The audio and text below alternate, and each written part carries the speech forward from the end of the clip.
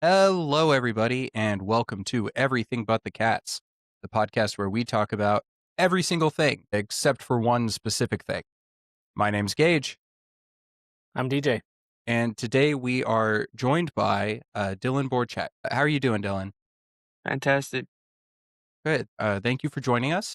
Dylan is a forward for Union Omaha in the USL League One, and we're going to be talking about, we have a handful of questions about your career, about just who you are, and stuff like that. So just to ease our way into things. Would you just introduce yourself a little bit? Let us know a little bit more about you, Of course. Who you are, your career, all that. So my name is Dylan Borczak. I'm 26 years old. I went to Oakland University for 4 years and then got my master's from there the next year. And after college, I signed pro. So this is my 5th year now playing professional soccer. That's awesome. Okay. What'd you get your master's in? HR. Okay. Human Resource Development. Yep. Gotcha. We may talk just a little bit more about that with one of our other questions, but just as much or as little as you want. But what is something about you that fans, people who follow the sport, follow the games, that just might not know or might find surprising? I guess where I'm from, I get a lot of surprises from Detroit, Michigan. A lot of people don't expect that. And then also, I would say my age as well. I'm 26, turning 27, and a lot of people say I look 18 still. But also I like going to coffee shops, and a lot of like to do a lot of I would say older folk things. So yeah, Yeah. I kind of keep things slow and easy, right? exactly. Mm-hmm. Well, if you weren't playing soccer right now, what do you think you would be doing? That's a tough question. Honestly, as a kid, I never even thought about like my dream job was to play soccer. So ever since a kid, I wanted to be a soccer player, and then the opportunity came after college, so I just jumped on it. So while I was getting my master's and stuff, I met a lot of good people, and there's a few role models in my life that I was able to get some information from. Hopefully, after soccer, I can, you know, learn a little bit more about the professional career. And yeah, I haven't really thought too much about it yet. Hopefully, I can get a few more years in me. Mm-hmm. Do you think you would continue? Like, I know a lot of players go on to work in management and in other things like that. Is that something that you might think would be fun? Honestly, I did a lot of thinking about staying in the game of soccer after I'm done playing soccer. Mm-hmm. But honestly, I think I'm just gonna step away from it. Like once I'm done playing professionally, I don't want to really be involved in it too much anymore. I Yeah, understand. yeah. Maybe this is too personal of a question. I know, and if it is, please don't feel like you have to answer anything. But I know that a lot of times people talk about, making careers out of your hobbies or jobs out of your hobbies and how that can hurt the passion for the hobby. Is there like an element of that, or is it passion just ready to move on to kind of the next season of life? It's definitely like something. I feel like soccer has been a huge like influence in my life. So much. So like all my decisions, everything I've thought about was just what I can do next with soccer. So I feel like once I'm done with it, I just want to completely move on and focus on a new chapter in my life. Yeah, that makes sense. Mm-hmm. Well, and hopefully, like you said, you're 26 turning 27. You've got a good few years left in you. And so I'm excited to kind of see how your career continues to flourish in that way. So what is something outside of soccer that you are passionate about? Like something that you do either hobby-wise or something that you just care deeply about? Definitely my faith. I give a lot of props to one of my old teammates, actually from Omaha as well. His name's Noe Meza, great person, and he just taught me a lot about Christ. So I started diving into that, and so I have a big passion for Jesus. I'd say, I mean, I think DJ and I are a bit biased, but I'd say that's a great thing to be passionate about. Yeah. A couple guys who have gone to like Bible college and stuff, it's something like, I think it's the thing to be passionate about. And we're going to Yeah. talk a little bit about that, about your faith and how that goes into your career and stuff a little bit later, unless you want to do it now. If you'd be open to, obviously, again, please don't feel Mhm. like you have to answer any questions. Like, I'd just be curious to hear just kind of if you were to give your testimony in like a quick nutshell, I'd just be curious to hear that and what that was kind of like for you. Testimonies, that's a deep Yeah. one. It would be a while. If you guys want to hear the whole thing, I'm open to telling you. So you I'm guys, I'm I open to mean, hear it. Yeah. if you're open to share, we've got time. So Yeah. That sounds okay, great. yeah. So okay, I don't even know where to start on this.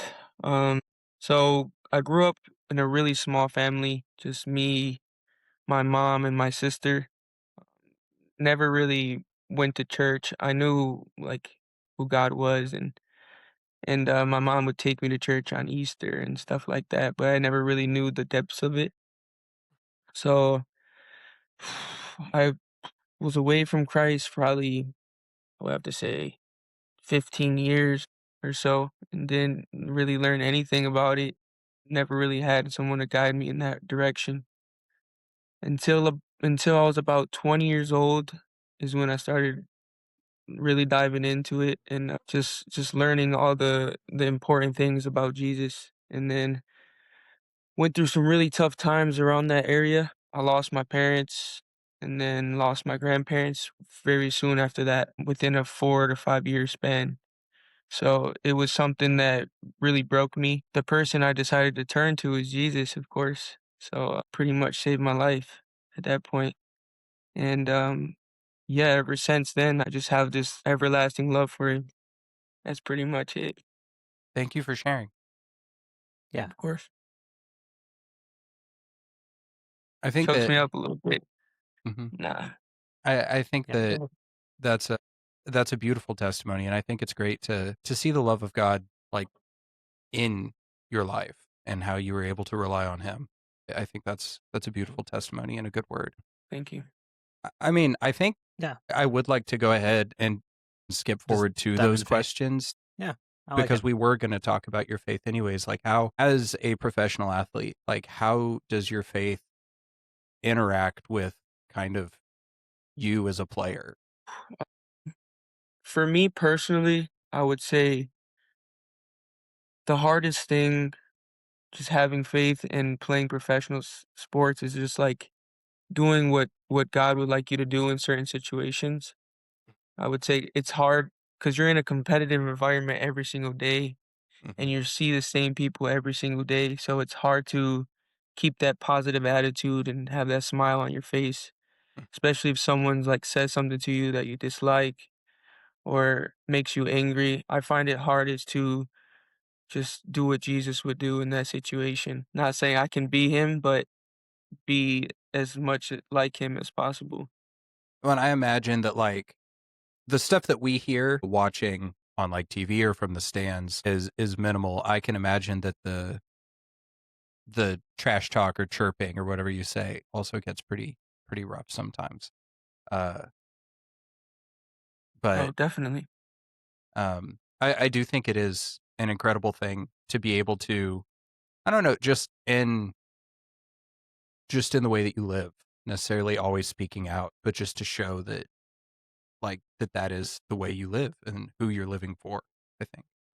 Yeah, and also it's very important to lead by example as well and be that example for people, even if you're younger or I'm probably like middle, maybe on the younger end of my team right now. And so it's kind of you got the more experienced players who've been around the game, but also just be an example for them when they need someone to talk to, they know they can come to you and that you're a safe place. Yeah. So, so in terms of, like kind of being able to pour into other people, and you mentioned that you had a teammate that kind of poured into you. And Mhm. so you've already answered this a little bit, but who are some of your biggest like inspirations, both on and off the field? both in faith and like otherwise? Um, yeah, I have like a few different areas that people Sure. kind of lead me into. Definitely faith. My friend Noe, like I mentioned earlier, Mhm. he's a great example. Someone that I look up to. Even though we're the same age, but he just has a lot of Yeah. wisdom and a lot of understanding. In terms of role models, Robert Barry, um, he's someone who kind of like brought me in after the passing of my parents, and he's from Michigan as well, and he's just a great father, super hardworking, so he leads by example as well. Role models, influences, I would say, oh, don't have that many. On the field, definitely couple of my teammates that I've played with in the past have really touched me. Just being like great people, someone who I can go to for advice or pretty much anything. But yeah, there's very select people who I like really respect and want to be like. But I guess that more will come with time. So similar but different question. Current. I don't know if this question's on here. Give me just a moment. Who is the greatest soccer player of all time? I'm gonna get a lot of hate either way, but I personally think it's Cristiano Ronaldo. Okay. Yeah. Based on Great. everything that he's achieved in terms of Mhm. personal achievement, there's nobody like him. So, and he's done it in every team, in every environment, in every league. So, there's really no excuse to why he wouldn't be. Well, and he's 40 and he's still killing it, And which is 40, just insane. 41. Yeah. Yeah, I feel like Gage and we played in high school Mhm. and then didn't, and so we like Gage is a lot more in kind of the soccer world than I am nowadays. So he knows a lot more names than I do. But back in the day, obviously it was still Messi or Ronaldo. Mhm. And I feel like weirdly enough, like our high school wasn't very soccery, but the few of us that liked soccer were Mhm. pretty Messi focused Hmm. Okay. at that point. And nowadays I probably just don't have an opinion because I've been Yeah. out of the game for too long. No, for sure. But yeah, and I mean there's some young up and comers, Well, so yeah. who knows? Yeah, they're I would say Ronaldo is the greatest of all time. Messi's definitely in the argument. So Hmm. if someone said Messi, I wouldn't be like, "Oh, like what are you talking about?" Yeah. But they're definitely not the best in the world right now. So Yeah, they're the it's true. greatest of all time, those two for sure. But right now, yeah, there's crazy talent, and they're like 16 years old, which is it's not Wild. even. Yeah, it's wild. Yeah, there's when I was 18, I would see like 16 and 17-year-olds come up and I'm like, "Man, they're way Could have better been than me. me." Like, and now I'm like 30 and I see 16 and 17-year-olds playing in the Champions League Could and have I'm been like, me. "Okay. Yeah, Okay." uh, there's levels to this. There is, yeah. Uh Yeah. Do you have anybody like in the world of soccer specifically that as a player, not necessarily as a person, but as a player, you've always really emulated and wanted to be like? Maybe it would be kind of like Ronaldo-ish or anyone else that you've looked up to in that Yeah. way? When I was younger, I would watch a lot of highlight videos. I was obsessed with it. I would go on YouTube and just type in best skills of 2020 whatever or 2015, and I would just watch all these players do these skills, and I would try to emulate them into my game Mhm. pretty much.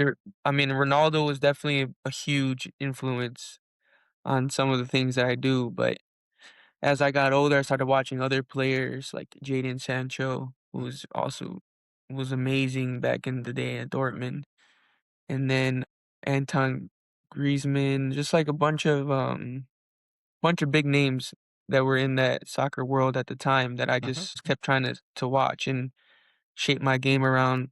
Obviously, the skills is probably the hardest thing to pick up, but I started focusing on my passing because of certain players or focusing on my shooting because of certain players. So yeah, I just try to implement and soak up all the information that I was watching. So I'm curious, like, so we played in Fort Scott, Kansas, and we knew for a fact, like, that we were not going to go professional. There's no way. I think we could have been a legend and probably still not gone professional because we're some little podunk town in the middle of nowhere. So I'm just curious, like, within kind of your growing up and in your community, how much of it, like, was there this idea that, like, I guess, how surrounded were you by the idea of, like, going professional, and, like, it seemed like this is something I can do and all that? That's a great question because um it was very similar to what you said. Very Mm. to little hype around the idea that I would become a professional. Especially, I mean, there was a lot of talent in the area that I grew up in, like natural talent, but a lot of the kids either had like a poor upbringing or weren't great in school. And those things are important once the colleges come around. So I was always able to maintain a very good GPA at my school, and I was able to keep my focus on the things I like to do. I didn't get really distracted by drinking or partying or doing a lot of things that younger people do. I didn't have any offers out of high school, so I was completely under the radar. Yeah, I was Mhm. playing for like a local club called AC Milan Detroit, and ended up walking on at Schoolcraft Community College in Michigan, and that team ended up being probably the best team Schoolcraft ever had. We went to the national championship that year, Nice. and I was able to get some looks for some other colleges.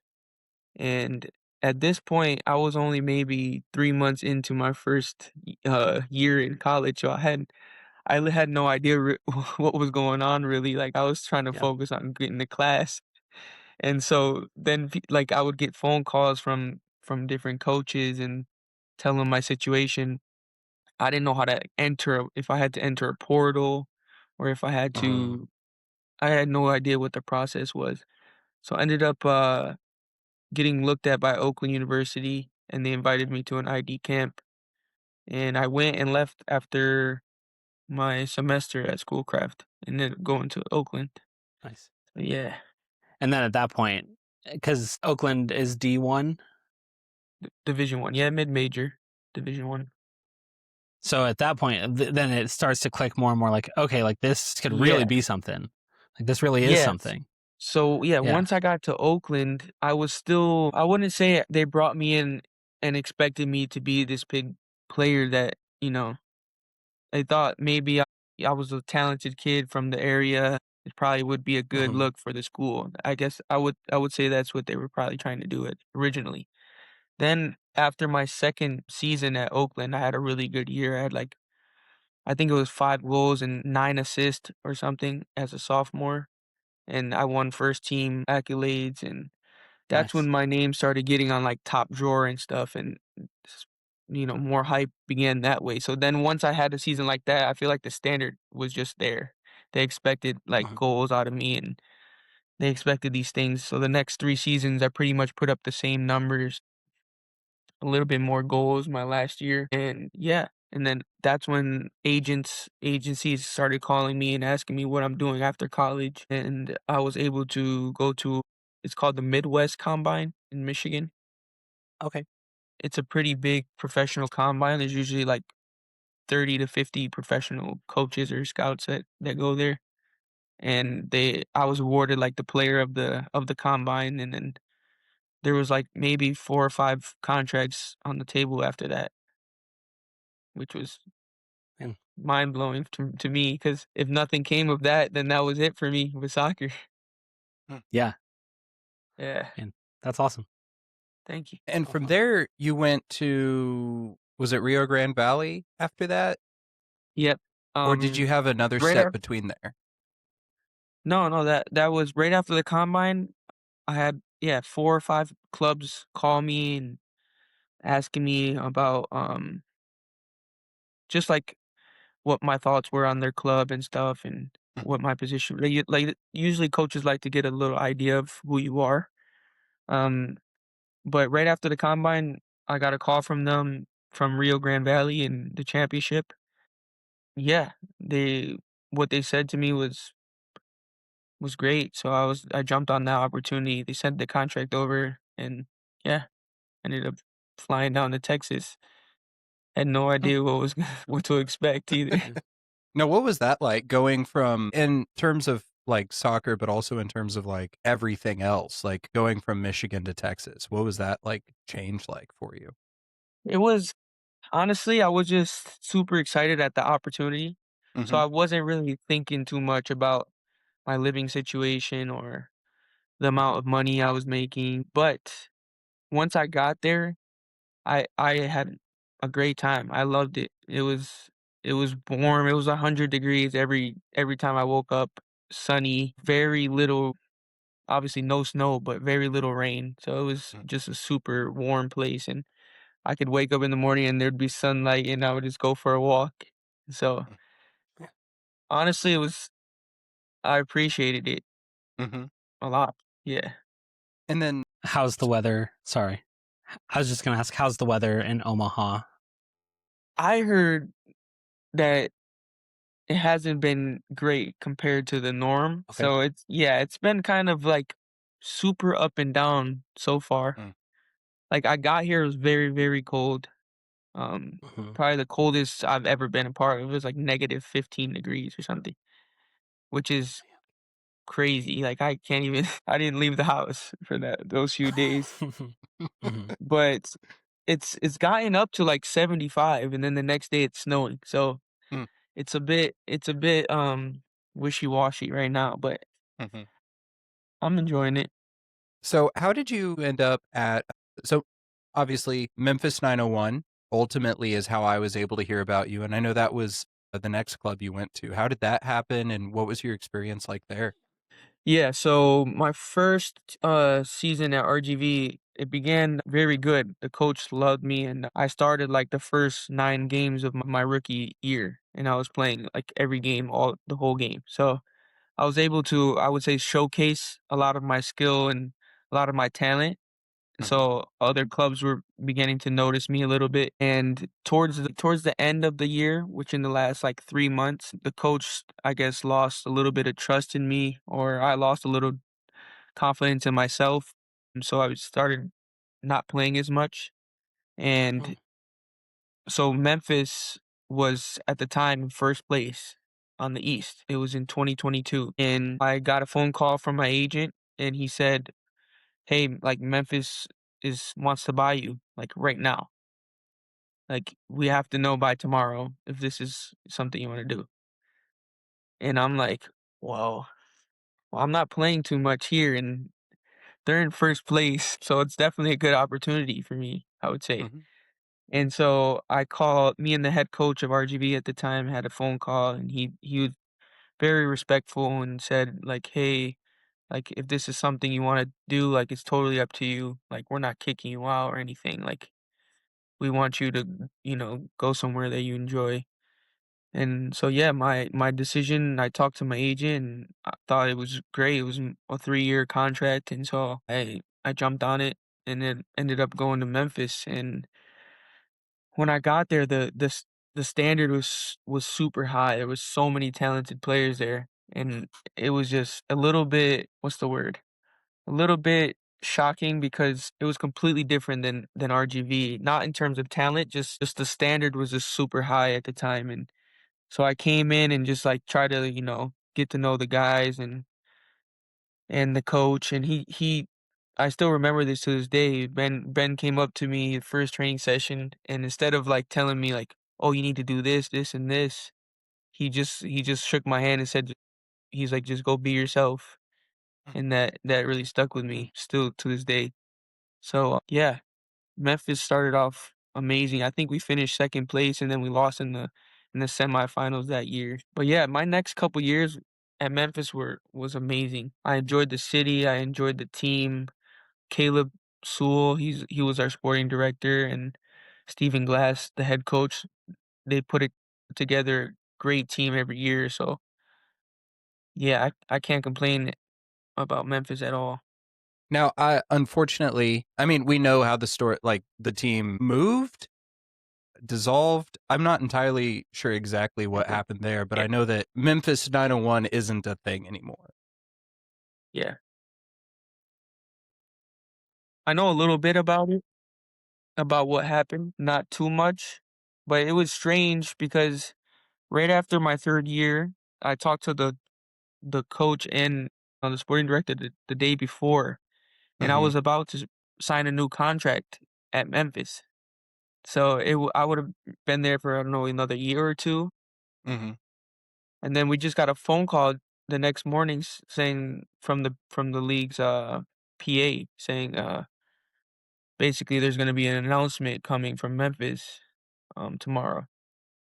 So we're all like texting each other like what is going on here? Like what should we do?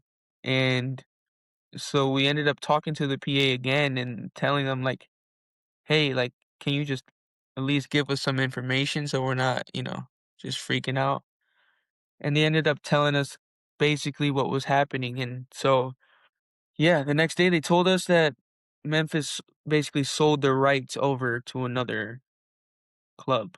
So Mhm. it's a franchise. The championship is a franchise. So you have to pay a certain amount to get into the franchise, basically. And Mhm. so they sold their franchise rights to someone, Santa Barbara, who is not in the league currently, but I think they might be joining next season. Yes. Yeah. Shock. It was a complete shock to everyone. What was it like, kind of the next steps then? Because I imagine essentially all you find out is that you're out of a job and not much Yeah. else at that point, or Yeah. Yeah. That's it. I mean, fortunately enough, my contract was up, so I was negotiating a new one and I was able Mhm. to speak to other clubs. Mhm. But for the guys who were signed to a multi-year deal, they basically were told they're no longer, have a job, basically, or a Mhm. house or somewhere to stay. So this is the problem that the league right now is having and the PA is having. This whole strike conversation is about because there has to be some type of protection for their assets, which we're their pretty much their biggest asset in terms of the league. So the PA right now is basically fighting that and saying, hey, there has to be some type of rules in place. If a guy's under contract legally, you have to pay him out his full contract, or else who knows? He has a family he has to take care of, or it's a little bit unfortunate right now, but Mhm. I feel like they'll Mhm. come to a hopefully they come to a resolution soon. So two questions. Is it the same league that you're currently in? No, so I was As in the okay. USL Championship, and then right after Memphis, I signed with Lexington Sporting Club. It was a rough year for me. A lot of injuries, Mhm. was pretty much out for the whole season. And then after that, I signed a mutual contract termination there, and then signed Mhm. at Memphis. Omaha. Second question. So help me understand. If they had a contract with Memphis, did Mhm. they had to honor the contract by not playing for another team in that time, or is it just that they hadn't laid the groundwork of talking to other teams at that point? Yeah, so how it works Okay, is if you're under contract, you're not on the list to speak to other clubs I legally. see.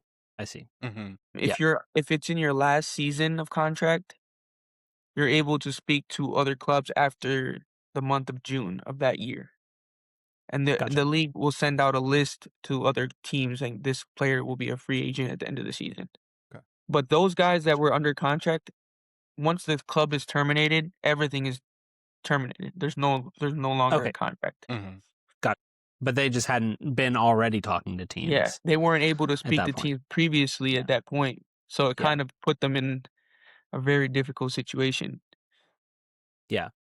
Yeah, I can imagine that would be a bit of a bind just because you're not preparing to look elsewhere. And other guys who are nearing the end of their contract probably have a couple options out there at least. They've been Yeah. doing that work. And so, Mhm. yeah, I can imagine that would be So, just a tough spot to be in. I did want to ask on that. Wikipedia says that you have played for like approximately 8 clubs at this point. at different levels. Is that true? I have no idea what that says. I don't look at that stuff. But Wikipedia could be completely false because people just add information. Oh yeah, I read a story one time about a guy who like was at a concert and he convinced a security guard to let him backstage by editing the band's Wikipedia page to say that he was related to one of the members. Yeah. And they let him backstage because he showed him Wikipedia. What It's does it? funny. Can you name the clubs that are on there? Yeah, so it's got Open let me see it. It says Oakland County FC, which Yeah. it separates from the college, Carpathia Yeah. FC, Mhm. and then the Flint City Bucks before you Yeah. moved to RGV. Yeah, so those are semi-professional summer leagues. So Okay. when you're done with once you're done with college season, you can play for an amateur team at the time. So Mhm. you're not lose your eligibility by playing with professional club. Okay. At some point, can we add to your Wikipedia that you came on the show? Is that okay with you? You should add that to your Wikipedia. We don't have one yet, We can. but We can. yeah. I tried adding a friend of mine, a guy in our small group at church. He's the son of a guy that coached football at a number of Division I schools. And so he's on his dad's Wikipedia page just as like, Kenny has one son. And I tried adding like, Elliot has a friend DJ.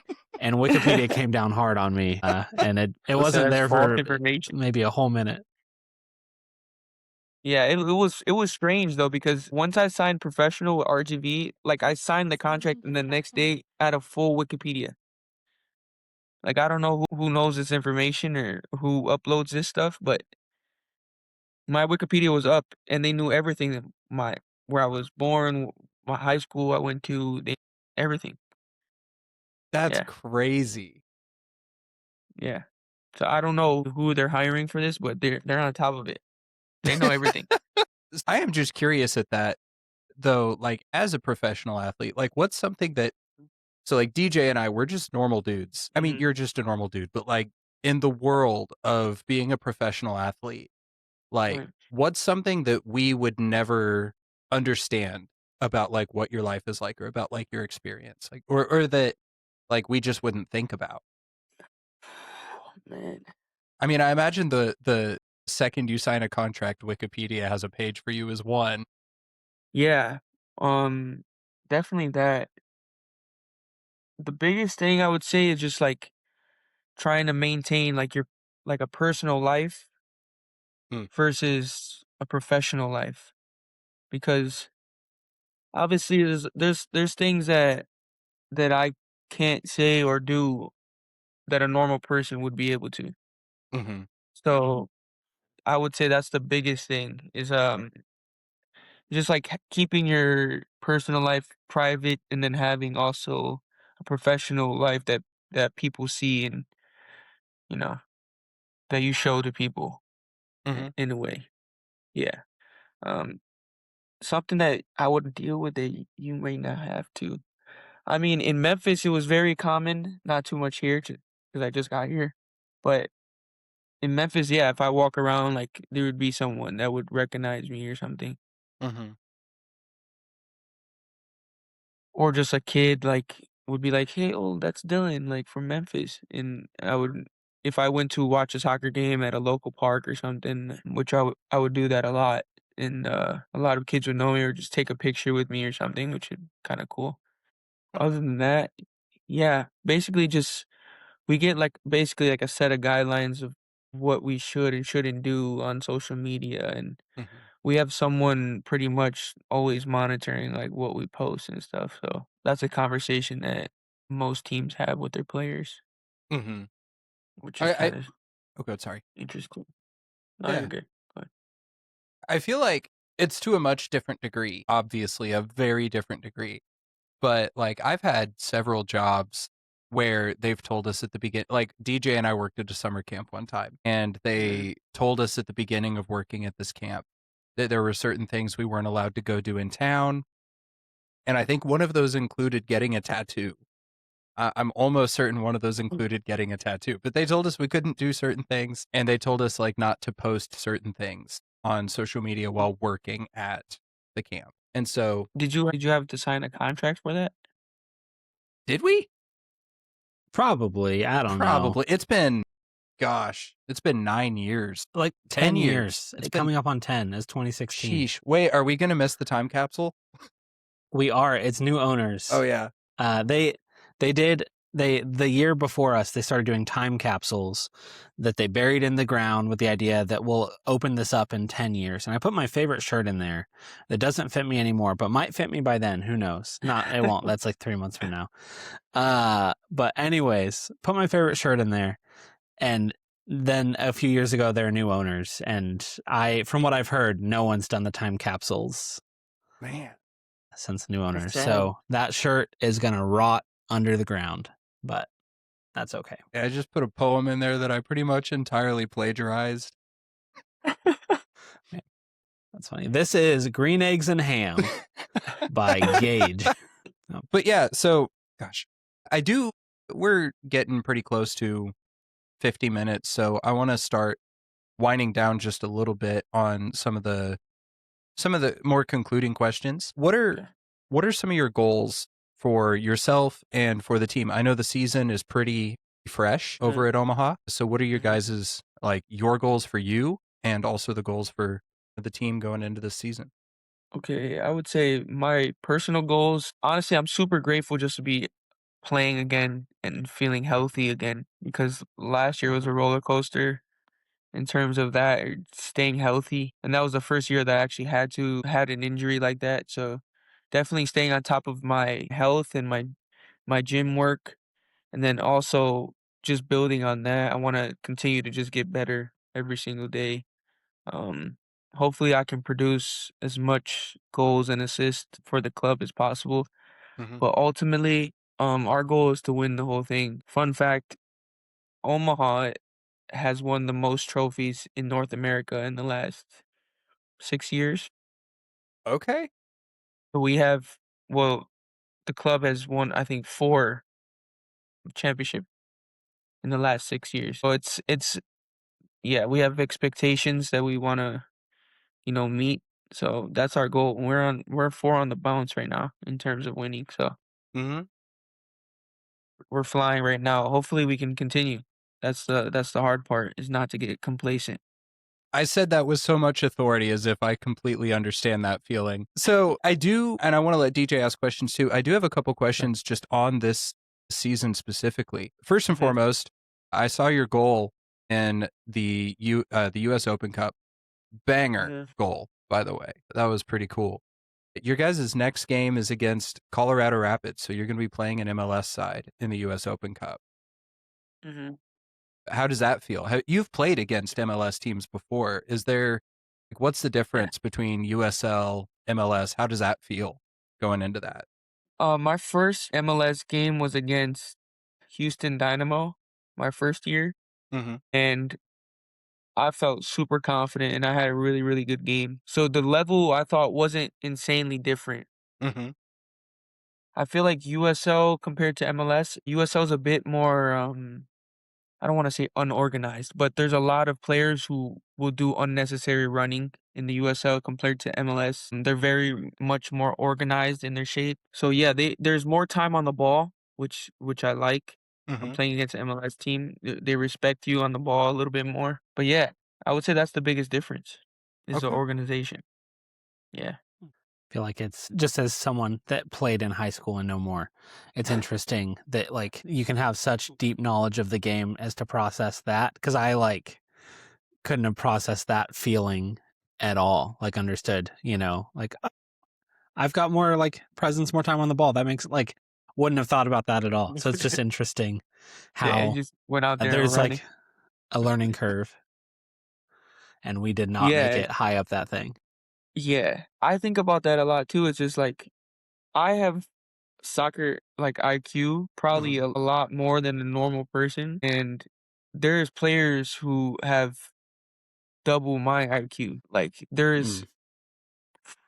don't even know. There's so much to learn and to understand and like to put up numbers like for example Messi in the MLS. He came here and he's making the MLS look like a complete joke. So yeah, so there's levels to it. That's all I can say.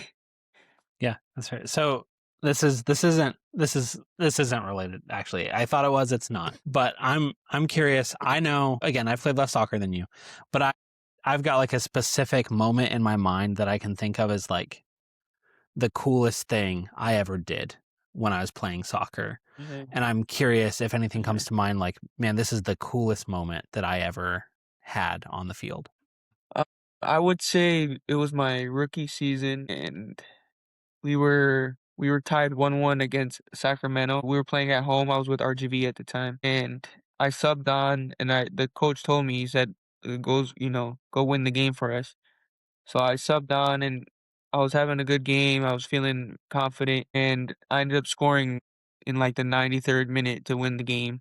Wow. And I would say that was like the biggest moment for me in my career so far, at least with the emotion of it and like everyone's just celebrating and it was awesome. Yeah. That's really cool story. Oh, sorry. I can imagine that, like, the hype around, especially like a last minute winner like that, like would just, I don't know, like I get hyped about the dumbest like when I do that in FIFA. So I can't imagine like how great that would be to actually do it, like when Yeah. it's you. That's Yeah. so cool. It's honestly like it's insane. Yeah. Like it's something that you can't I don't know what the word is. You can't replay it really. It just happens once and then you enjoy that moment and that's it. You look back on it. You can never feel it again or duplicate the feeling. Um well yeah, that probably is my favorite moment, also my first professional goal, which was a really good goal. So yeah. Heck yeah, like that's incredible. Yeah.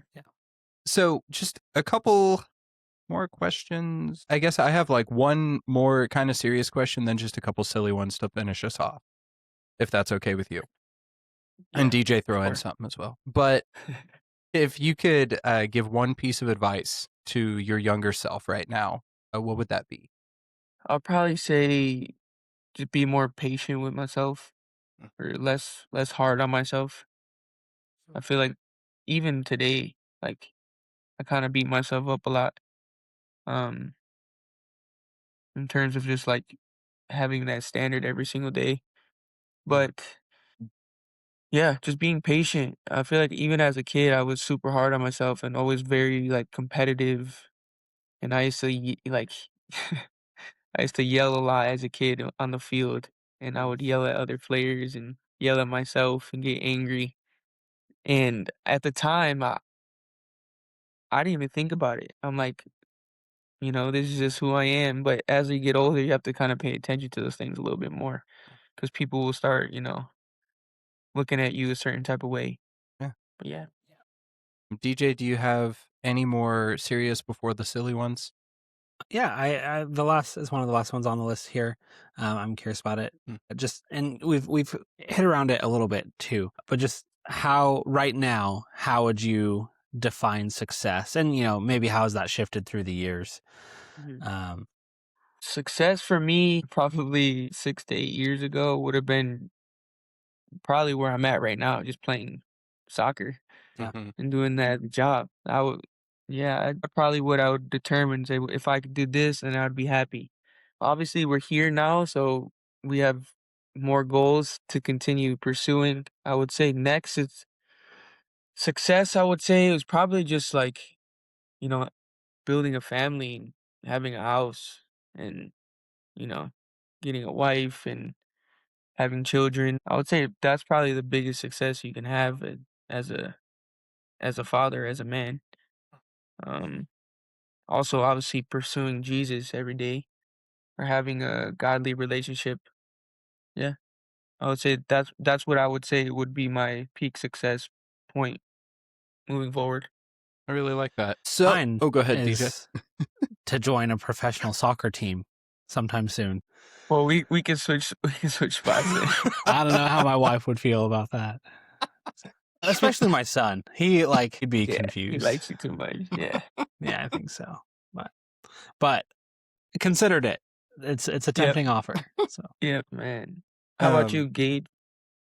My goal right now is to, I don't know. If you asked me when I was 20 years old, it was to be married and have kids by the time I was 25.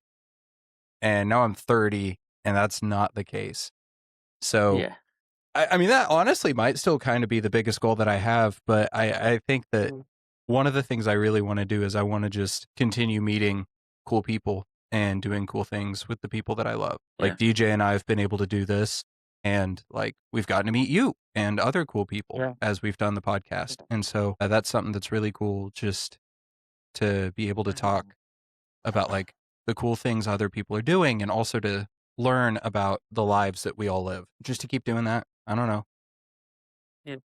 I'm a pretty simple man. I want to love Jesus more tomorrow than I did today, and I want to keep doing the things that he lets me do. That's awesome. Can't get enough of that. And to be on a professional soccer team. yeah. Look out, Union Omaha. Here we come. Yep, former left back who could not kick with his left foot, but that's where they put me because that's where they needed me. Hey, you were needed though, so that's fair. Yeah, it was a pitiful left foot. No, they were good. It was a good time. It was a lot of fun. We had a lot of fun. Oh, we did. Yeah, sure. It was amazing. So just some silly questions to kind of conclude our time together.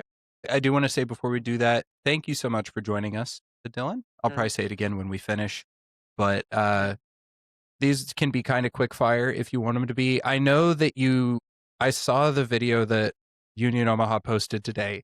Technically, I know your answer to two of these, I think. But who would you say is your current, the funniest current teammate that you have? There's two guys, okay? Pato, he is the team, the funniest on the team. When we're in a team setting, he just makes everyone laugh. So he's the obvious answer. But I hang around with Jamie Orson, and I see him more when we're together, me and him, or just me and another person. And he's just a funny guy, super hilarious. It's hard to explain. He's funny without trying to be funny. So I would say those two are definitely the funniest. DJ, if you have a silly one to throw in, you can for sure. Go nuts, Gage. Okay, if you had a walkout song like in MLB or WWE, what would yours be? Does it have to be those two? No. Or can it just be a hype song? It can be a hype song, but I'm just picturing if soccer players got to have walkout songs, what would you pick? I don't honestly couldn't even tell you. To be completely honest, I have no clue. If I had some time to to think about this, I could probably let you know, but right now there's no way. What's a good one that gets you hyped up, right now at least? Because I know music changes as we go, but yeah, my mood changes, so I listen to whatever mood I'm in usually. So if before a game, if I'm in a silly, goofy mood, I'll listen to probably some rap or something like that, just to keep the the vibes pretty high. But yeah, sometimes I listen to soothing music or indie music or something like that before a game, it just calms me down. So it just depends what mood I'm in. But yeah, I did say Gunna. If you guys know who Gunna is, I said him on the other video. I saw that. And what was the specific song? It's called One of One. One of One. Yeah. So it's honestly, I don't recommend you listening to it if you're around your children or he's asleep. But yeah, if you're by yourself and you don't mind some some swear words, then you should listen to that one. I went to public school. Okay, so who on the team do you think would survive the longest in a zombie apocalypse? That's a great question. Oh, I know who it is. His name is Lawrence Wooten. Okay. He's our midfielder on our team. Very strong guy. I feel like he probably lives on a farm back home or something. So he's probably used to living on land, off the land. Mm-hmm. So I would say that's probably the one person that sticks out to me. Okay. Yeah. And you mentioned you like going to coffee shops. What is your favorite coffee drink? Everyone I've kind of known now for going to Starbucks, so my whole team makes fun of me for going to Starbucks. I just like the taste of a good coffee. I'm not like a coffee, I don't really discriminate which coffee I'm drinking, Mm-hmm. if that makes sense. I Yeah. just like if it tastes good, I'm gonna drink it. So sometimes I get like an iced vanilla latte. Sometimes I get some vanilla cold brew or something like that. But Mhm. usually I get Starbucks because it's the quickest and it's like $5. Yeah. Mm. But my Okay. team makes fun of me. Every time I walk in with the Starbucks now, it's like it's a joke. Everyone's like, "Look who it is!" Like, what do you want me to do? So I will say I did see the comments on that Instagram post of other teammates saying, "Did you mean Starbucks?" I've been to maybe 6 or 7 different coffee shops here.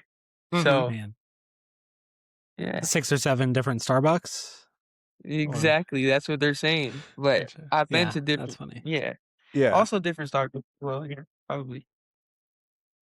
Has Yeah, anywhere been that's as good as, oh gosh, I already forgot the name because, okay, so that coffee shop in Hernando that we had talked about earlier, Yeah, it's closed.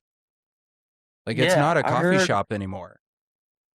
Really? Yeah. Now it's like just a little restaurant. Wow. You're talking about the one with like the outdoor seating and stuff? Yeah. With like the tennis courts by it. Yeah. Yeah. It's just a little restaurant now. It's like a little bistro type Wait. thing. not that one. What? Yeah. What Central, right? Central Central Coffee. Coffee, yeah. Yeah. I used to go So there sometimes with Will. it's they stopped being they changed over to a gluten-free bakery and then changed over to being just a normal bakery and now they're just a restaurant. So Wow. I miss it. I miss That's having a coffee shop like that kind so close. It does sound like evolution, though. It does. You know? Yeah. Like going to the thing that the next thing that makes the most money. Anyways, Yeah.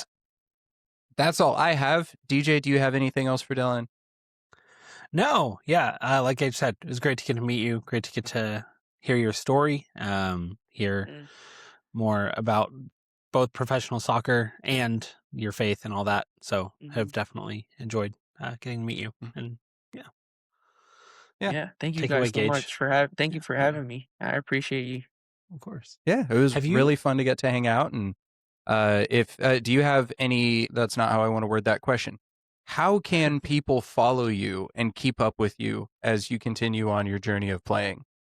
Yeah, so you can obviously, my social media is Dylan Borczak. It's my full name. It's on Instagram.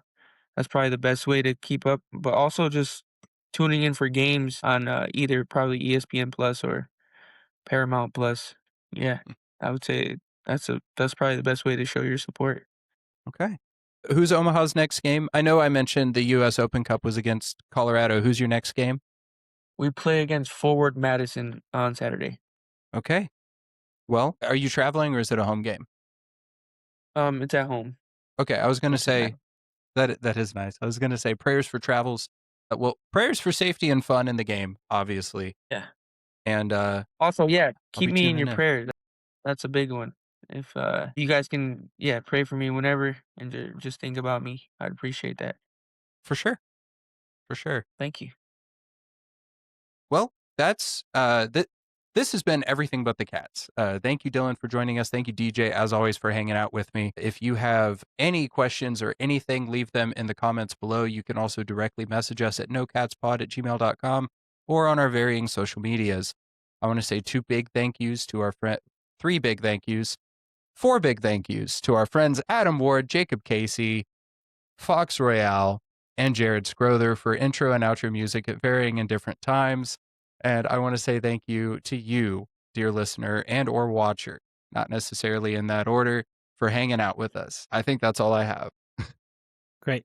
Awesome. As always, if our thanks aren't sufficient, please, please, please go thank yourselves. Have a great, I don't know, week, life, whatever. See you guys.